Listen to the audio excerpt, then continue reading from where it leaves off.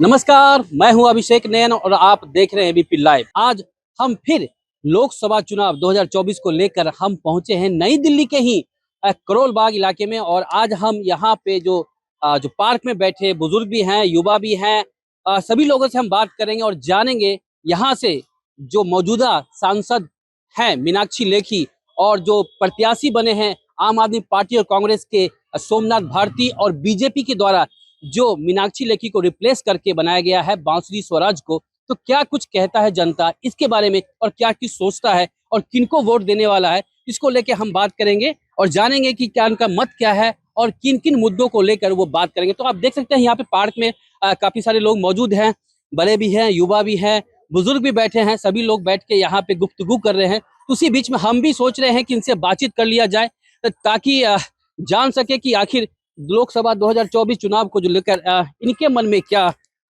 संशय या मनसा क्या कहेंगे। सबसे पहले अपना परिचय दीजिए। हाँ, मेरा नाम प्रदीप है। मैं सामाजिक कार्यकर्ता हूँ। प्रदीप भाई थोड़ा सा घिसकिए, हम भी अंदर बैठ लें थोड़ा सा। अ, लोकसभा चुनाव बस डेट निकलने ही वाला है, जी। तो किसको वोट देने वाले हैं? सॉरी, किन किन मुद्दों को लेकर वोट देंगे?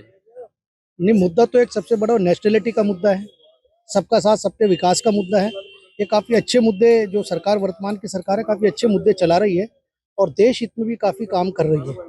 चाहे वो आईआईटी सेल की बात हो, चाहे वह आईआईटी हो, कॉलेजेस हो, हॉस्पिटल्स हो, सड़कों का निर्माण हो, हवाई अड्डे हों, काफ़ी इन्होंने जो काम किया है बहुत काबिल तारीफ़ है। इतने 9 सालों में इतना बड़ा काम करना, इतना बड़ा अचीव हासिल करना एक काबिल तारीफ़ है इस सरकार का। क्यों और भी सरकार रही है, वो उन्होंने काम नहीं किया, सिर्फ यही सरकार ने काम किया? नहीं, सरकारों ने किया है, लेकिन आप देखिए किस तरीके से काम किया है सरकार ने। केवल 9 साल के अंदर इतना एक तो जो नेशनलिटी होती है हर इंसान के मन में, उसने जागरूक किया इस सरकार ने।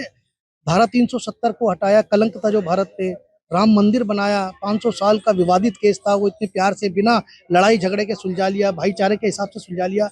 और क्या चाहिए सरकार से?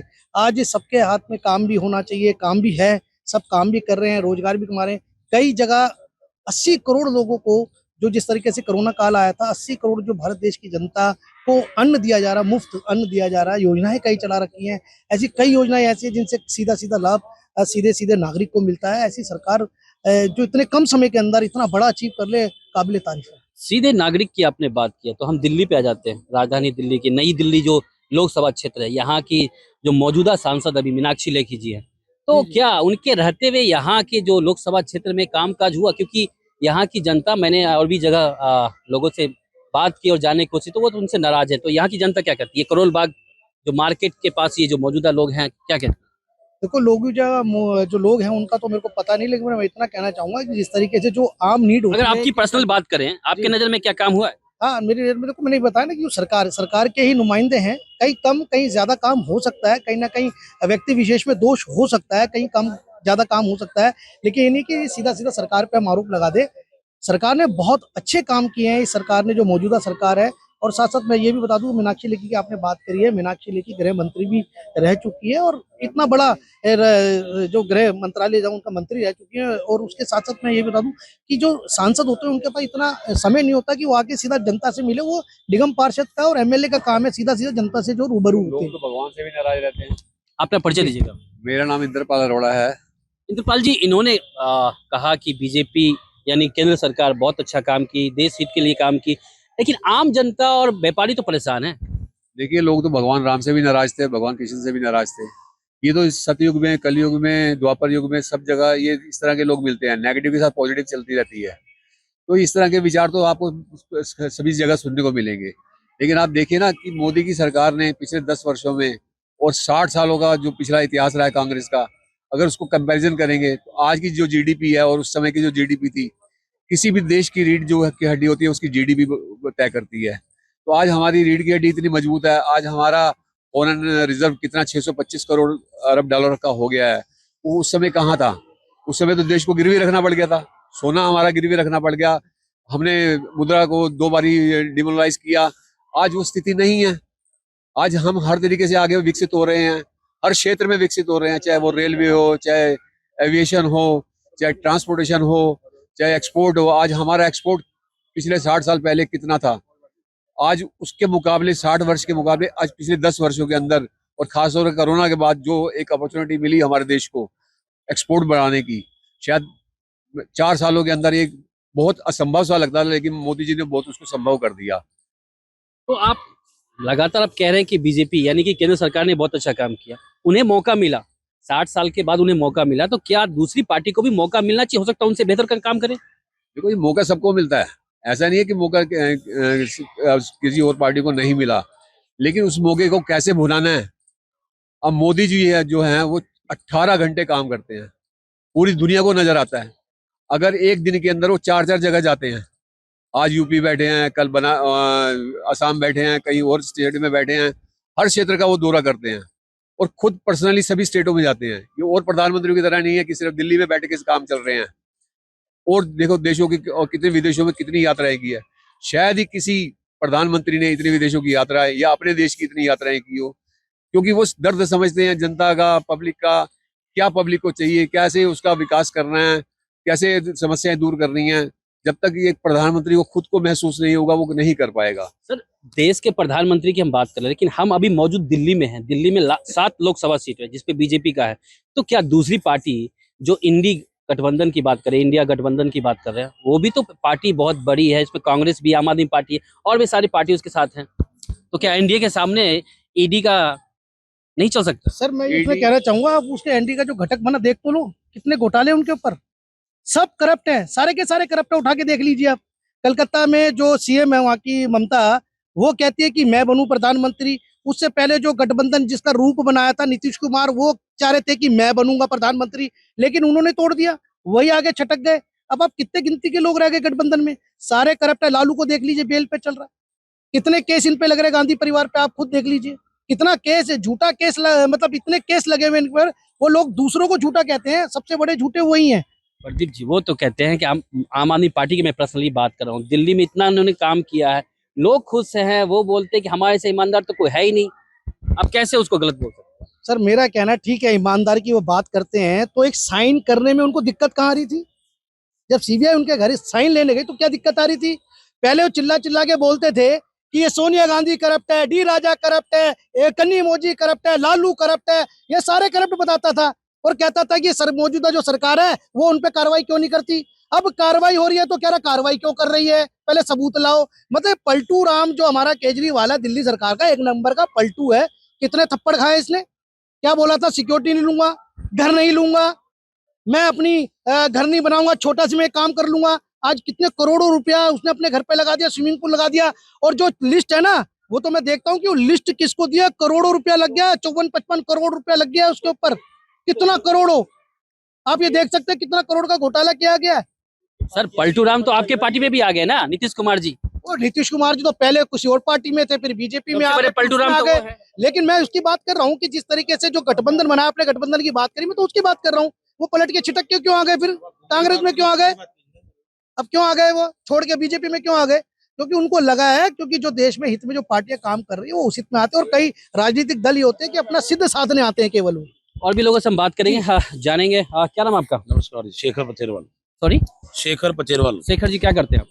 मैं वैसे रेडी पट्टी का काम। रेडी पट्टी, रेडी पट्टी का काम करते हैं, तो दिल्ली में रहते हैं। तो दिल्ली में जो मौजूदा सरकार है वो बेहतर या केंद्र वाली सरकार बेहतर? भाई साहब देखिए, सबसे पहली बात तो मैं बताऊं, ये लोकसभा चुनाव है, विधानसभा नहीं है, इसलिए दिल्ली का मैटर विधानसभा में बात करेंगे। क्योंकि दिल्ली लोकसभा है, दिल्ली को इसलिए जोड़ रहे हैं कि हाँ। दिल्ली की जो पार्टी है, आम आदमी पार्टी, जो हाँ। केजरीवाल जी, वो इंडिया गठबंधन में है, सबसे बड़े गठबंधन का वही करता धरता माना जाए तो वही उन्होंने लाया था इसको, तो वो उसके साथ है, इसलिए मैं उनसे पूछ रहा हूँ आपसे। भाई साहब मैं आपको बता तो रहा हूँ, केजरीवाल जी कहते हैं कट्टर ईमानदार हूँ, कानून व्यवस्था का कोई पालन नहीं करते। 8वां सम्मन ईडी का आ चुका है उनके पास, लेकिन आज तक गए क्यों नहीं जाते? कानून का पालन करने में उनको क्या डर लगता है? आप ही लोग तो बोल रहे हैं ईमानदार पार्टी, इतना दिल्ली के लिए उन्होंने बिजली दिया, पानी फ्री दिया, बिजली दिया, पानी फ्री दिया, 1000 रुपया महीना महिलाओं को मिलेगा। अपनी जेब से कुछ नहीं दिया है। अगर कोई सरकार फ्री देती है तो दूसरे रास्ते से निकाल भी लेती है, कोई बड़ी बात नहीं है। केजरीवाल जी सिर्फ कहते हैं कट्टर ईमानदार हूं, दिखते नहीं। इस बार किसकी सरकार केंद्र में? पीएम, मौजूदा पीएम, बस वही वापस बनाएंगे, मोदी सरकार, और दूसरा कोई नहीं? ना ना ना ना ना, बिल्कुल नहीं। और लोगों से बात करते हैं, कुछ और भी लोग हैं, उनसे बात करते हैं। क्या नाम है आपका? नानक चंद है जी मेरा नाम। और कारोबार मेरा कुछ नहीं है, खाली मतलब तब तो बहुत अब चर्चा करते रहते होंगे यहाँ पे तो राजनीति का। हाँ करते हैं, लेकिन मैं बीजेपी के बिल्कुल खिलाफ हूँ, मोदी के खिलाफ हूँ जी मैं। ऐसा क्यों? ऐसा सब क्यों? लोग यहाँ सपोर्ट कर रहे हैं हाँ आपके सब लोग अपनी अपनी राय है वो, मैं यूँ सपोर्ट नहीं करता। एक तो बेरोजगारी इतनी है और इतनी जबरदस्त महंगाई कर रखी है। सिलेंडर जो 500-400 का था, सब्सिडी भी आती थी, वो सब्सिडी भी खा रहे हैं। खिलाफ? 100 रुपए कम तो किया उन्होंने। अभी कम किया, 1100 में 200 कम किया, फिर 1000 से 900 से फिर 100 कम किया। पहले 500 रुपए का सिलेंडर आता था, आज वो 800 रुपए का है। और पहले सब्सिडी आती थी, अब सब्सिडी खत्म। यानी कि ऐसी सी शिक्षा इतनी महंगी कर दी। मेरी पोती जो है, मैं दादा हूँ, मेरी पोती बीए में पढ़ रही है, इतनी महंगी शिक्षा कर दी है बाबूजी। मेरी जो बड़ी पोती थी, जो उसके 2000 रुपये में बीए के फार्म के जो मैंने जमा किए थे, आज वो 9000 रुपये हो रहे हैं। मतलब सारी चीज महंगी कर दी है, सारी चीज महंगी कर दी है। तो सरकार किसकी बनाने वाले हैं? सरकार तो या तो आपकी बनेगी या कांग्रेस की बनेगी, बननी चाहिए। तो ये दो ही यहाँ पे है, या तो एनडीए है या तो इंडिया गठबंधन। किसकी सरकार? इंडिया गठबंधन में आपका कांग्रेस भी है, आम आदमी पार्टी भी है और बहुत सारी पार्टियां भी है। अब यहाँ पर वो 4 और 3 का वो इनका वो हुआ ना, फैसला हुआ है। हाँ जी, हाँ जी। तो मैं तो कह रहा हूँ 4 और 3 का फैसला इन्हीं को जीतना चाहिए, 4-3 को साथ। यानी कि एनडीए की यहाँ हार होनी चाहिए। हार होनी चाहिए, बिल्कुल हार होनी चाहिए। बहुत महंगाई कर दीजिए, इतनी जबरदस्त महंगाई कर दी कि आदमी की कमर टूटी। बेरोजगारी, मतलब कभी गरीब आदमी के लिए तो बोले नहीं मोदी जी, कभी नहीं बोले।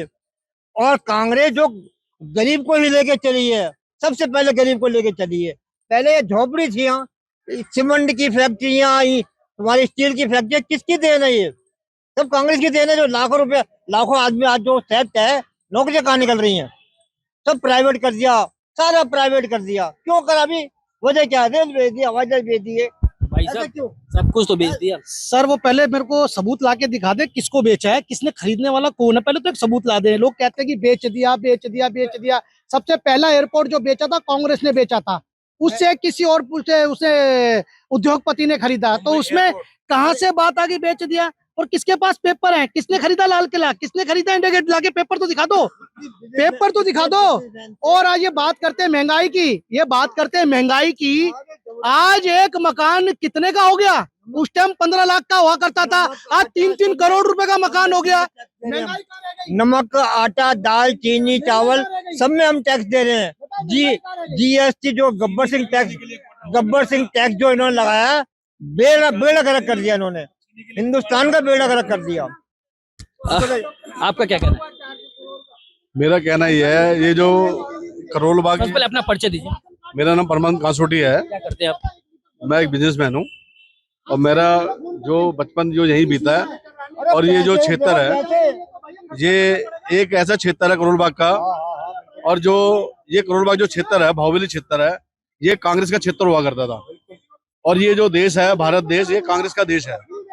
क्योंकि मैं कहना चाहता हूँ सभी को, क्योंकि लोग आज हमारी उम्र, मेरी उम्र तब 53 साल की हो गई है, और मुझे लगता है आपकी उम्र भी शायद 45 साल की होगी। ये जो भारतीय जनता पार्टी के जो लोग बोलते हैं, ये भारतीय जनता पार्टी के लोग बोलते हैं कि इन्होंने बीजेपी कांग्रेस से क्या किया, कुछ नहीं किया। मैं पूछना चाहता हूँ, इनके जो दादा थे, इनके पिताजी थे, इन्हीं हमारे भारत के स्कूलों में पढ़े हैं, इन्हीं भारत के जो हॉस्पिटल में इन्होंने इलाज किया है, और इन्हीं के स्कूलों से उन बच्चों की नौकरियां लगी हैं। और जो बड़े बड़े मकानों में आज बात कर रहे हैं, ये सब कांग्रेस की देन है। अगर वो 1 रुपए का आज मकान था, आज 1 करोड़ का हो गया, तो कांग्रेस की देन है। तो कांग्रेस देश को बसाने का काम किया है, और कांग्रेस उजाड़ने का काम नहीं किया। और कांग्रेस सर्वधर्म की बात करी है। कांग्रेस के राज के अंदर कोई जाति धर्म की बात नहीं थी, सब एक धर्म की बात की उन्होंने सबको सम्मान दिया है। आज इन्होंने आके कैसा एक व्यवस्था बना दी है। आपने देखा जब राम मंदिर का निर्माण हो रहा था, उसमें प्राण जो प्रतिष्ठान डाले जा रहे थे, हम भी राम के भक्त हैं। राम किसी भगवान किसी जाति धर्म का नहीं होता, राम सभी का होता है। देखिए दुख की इस बात की है, इस भारत की प्रथम महिला, जो भारत की प्रथम महिला भारत की राष्ट्रपति है, इन्होंने उसके हाथ से उद्घाटन नहीं करवाया। ये देश के श्रम की बात है। जिस दलित की बात करते हैं, जब 14 अप्रैल की बात करते हैं, हमारे देश के प्रधानमंत्री नरेंद्र मोदी जी, हमारे पचकुए बाबा साहब अम्बेडकर का वो स्मारक है, वहां सुबह 6 बजे झाड़ू लेके पहुंच जाते हैं। इन दलित समाज के लोगों को बेवकूफ बनाने के लिए काम करते हैं। हमारे यहाँ पर रविदास मंदिर है, सुबह 8 बजे यहाँ नड्डा जी आ जाते हैं और झाड़ू लगाने का काम करते हैं। इन दलितों को बेवकूफ बनाने का काम करते हैं। जब राष्ट्रपति देश के जो हमारे किदवी थे, उनको उन्होंने मंदिर में जाने दिया, उनसे कोई पूजा पाठ नहीं की है। तो ये एक धोरा चरित्र है इनका। इस देश को अंदर अगर चलेगा तो सर्वधर्म की जो बात करे वो चल पाएगा। और जो कह रहे हैं, मैं कहता हूँ, एक बच्चा जब पैदा होता है तो 9 महीने माँ के पेट में रहता है, और जब 9 महीने माँ के पेट में रहता है और 9 महीने के बाद वो बच्चा 3-4-5 साल तो 3-4 साल तो बोलता नहीं आता, मम्मी पापा नहीं बोल पाता है। लेकिन ये कह रहे हैं अभी ये 9 में, अभी 14 में आए हैं और 9 साल इनको हुआ है, ये कह रहे सारा काम हमने कर दिया, सारा काम इन्होंने कर दिया, 9 साल के बच्चे ने कर दिया। अभी तो उसको मम्मी पापा गली के मोहल्ले का नहीं पता कि गली नंबर 45 कहाँ है, 46 कहाँ है, देवनगर कहाँ है, बाबा नगर कहाँ है, रैगरपुरा कहाँ है। ये कह रहे सारा काम हमने कर दिया। अभी तो मेरे को सुनने में आया भारतीय जनता पार्टी के लोगों ने कहा कि कांसोटिया जी ये मत बोलना कि वो चीज बिकने वाली है, उसका नाम मत बता देना, नहीं तो मोदी जी कर उसको भी भेज देंगे। हम मोदी जी की तारीफ कर रहे, देश के लिए काम कर रहे हैं और निकल रहे हैं। लेकिन अभी आपने बहुत बड़ी बात करूंगा, अभी एक शख्स बोल रहे थे, उनको सुन रहा था मैं, वो कह रहे थे मोदी जी 24 घंटे के अंदर 20 घंटे काम करते हैं। मैं मोदी जी के ऊपर उनकी तारीफ करने जाता हूँ, 20 घंटे काम करते हैं नो डाउट। लेकिन भारतीय जनता पार्टी का आदमी कोई भी कार्यकर्ता, कोई नेता काम नहीं करता, वो सिर्फ मोदी के नाम से खाने जाता है। ये सीट भारतीय जनता पार्टी ने क्यों चेंज करी? कि उनको पता लग गया इनका कैंडिडेट ने काम नहीं किया। इस नई दिल्ली लोकसभा के अंदर मीनाक्षी लेखी ने कोई काम नहीं किया, कोई काम नहीं किया।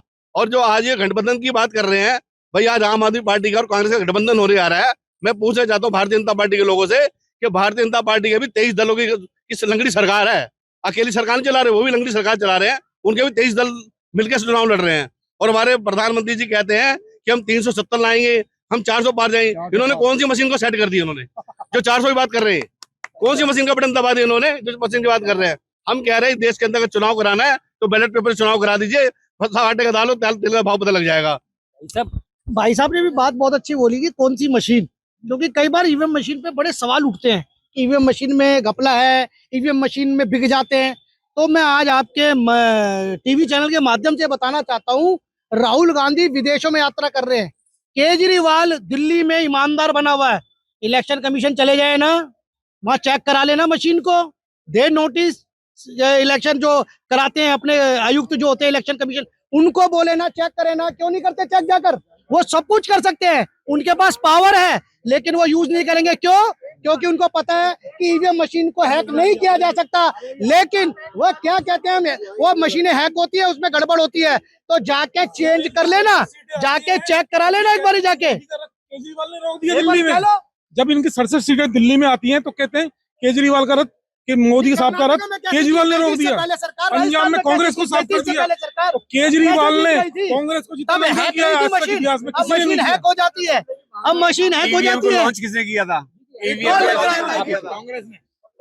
आप एक सवाल करो, आपने कहा कहले कि ये विदेशों में घूमते हैं राहुल जी, मान लिया आपकी बात, ये कहाँ घूमता है? और एमआरपी क्या ये होता है? ये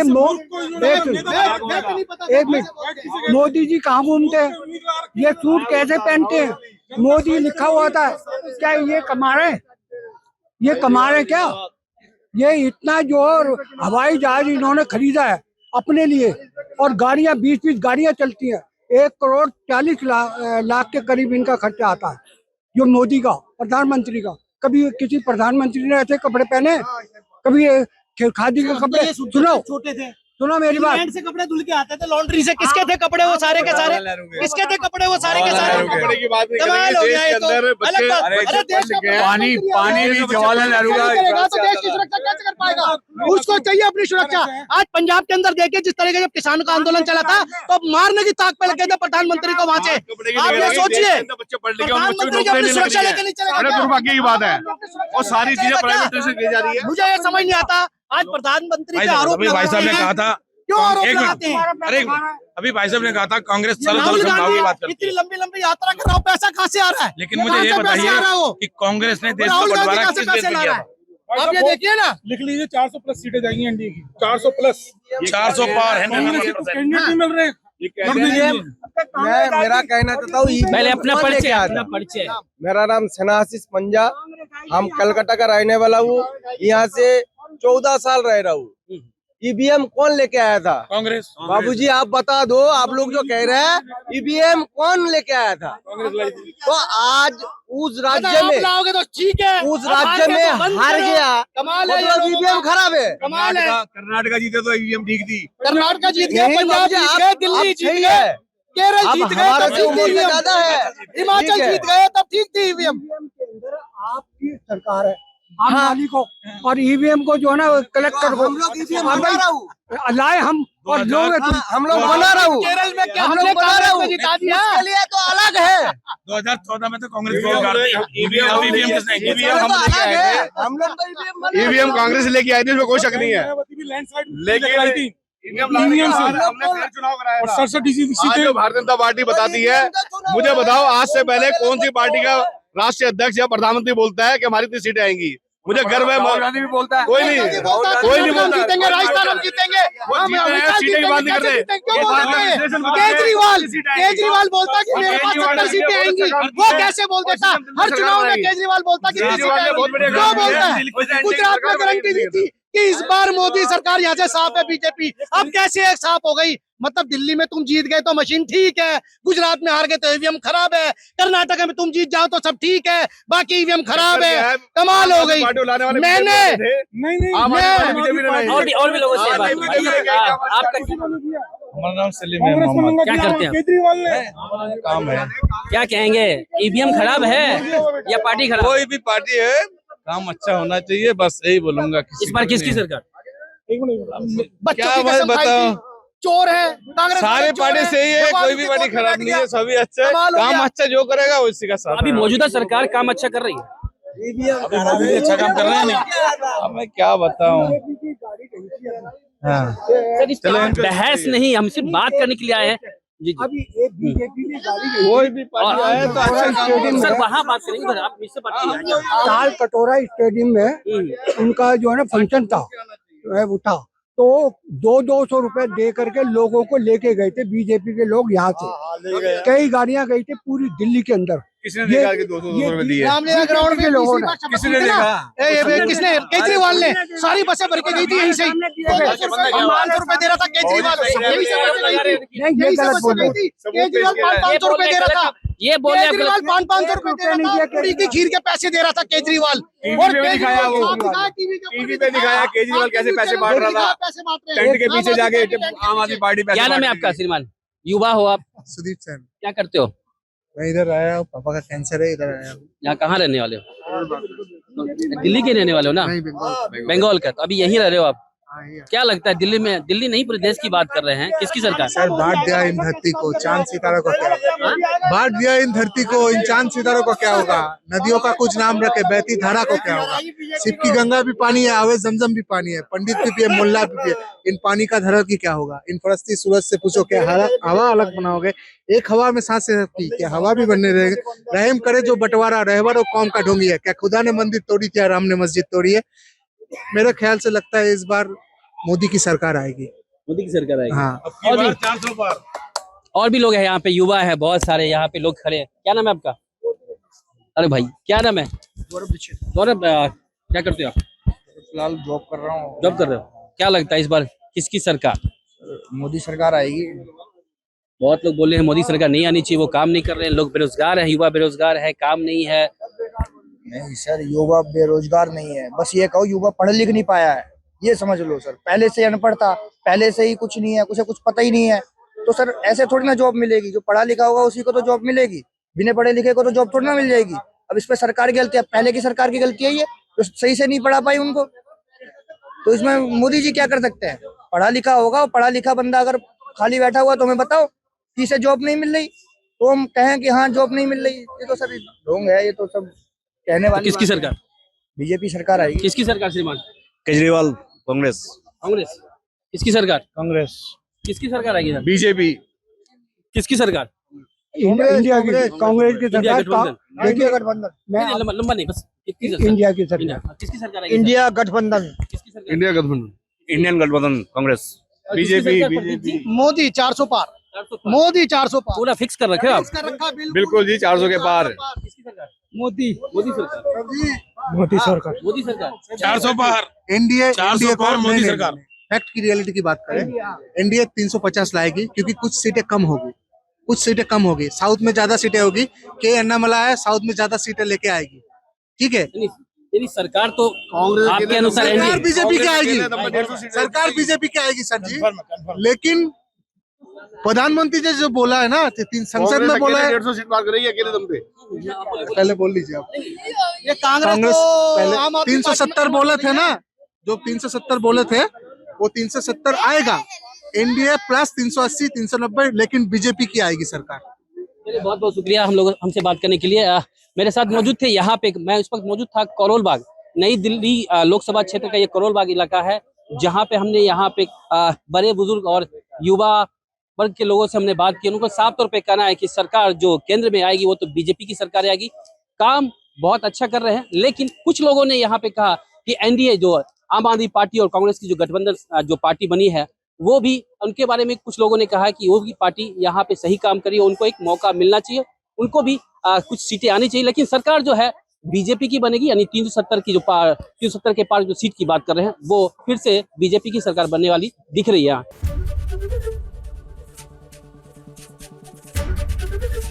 एबीपी गंगा, खबर आपकी, जुबान आपकी।